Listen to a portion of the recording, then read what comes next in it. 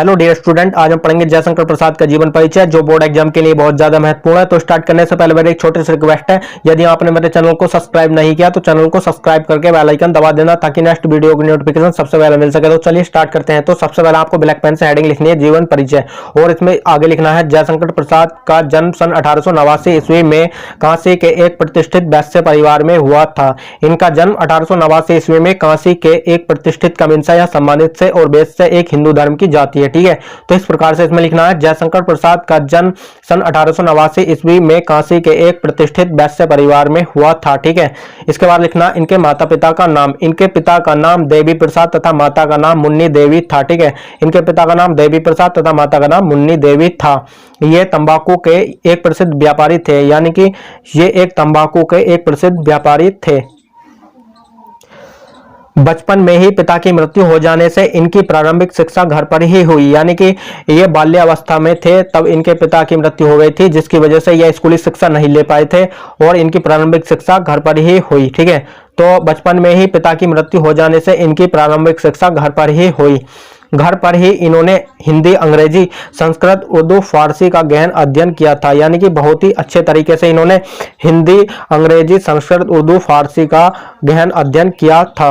ये बड़े हंसमुख तथा सरल स्वभाव के थे। ठीक है, यानी कि आप गूगल पर सर्च करके देख सकते हैं, बहुत ही हंसमुख और सरल स्वभाव के दिखते हैं।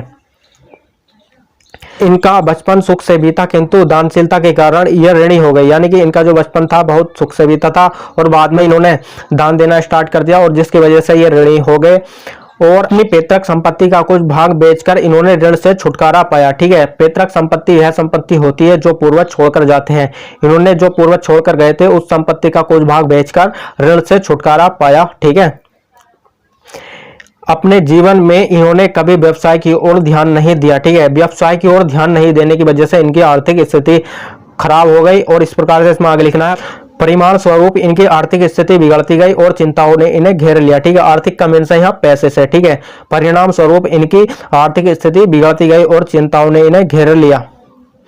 इनका शरीर क्षय रोग से जर्जर होता गया। ठीक है, क्षय रोग एक टीबी की बीमारी है जिसकी वजह से इनका शरीर कमजोर होता गया और अंत में इनकी मृत्यु सन 1837 ईस्वी को केवल 48 वर्ष की आयु में हो गई थी। ठीक है, 1937 ईस्वी को हो गई थी। और उसके बाद लिखना इनकी रचनाओं के बारे में। तो इस प्रकार से ब्लैक पेन से हेडिंग डालनी है और उसमें आगे लिखना है जयशंकर प्रसाद की प्रमुख कृतियां इस प्रकार हैं। ठीक है, तो पहले लिखनी है कामायनी। इसमें आगे लिखना है इसमें मानव को श्रद्धा और मनु के माध्यम से हृदय और बुद्धि के समन्वय का संदेश दिया गया, यानी कि जो कामायनी है उसमें श्रद्धा और मनु के माध्यम से हृदय और बुद्धि के समन्वय का संदेश दिया गया है।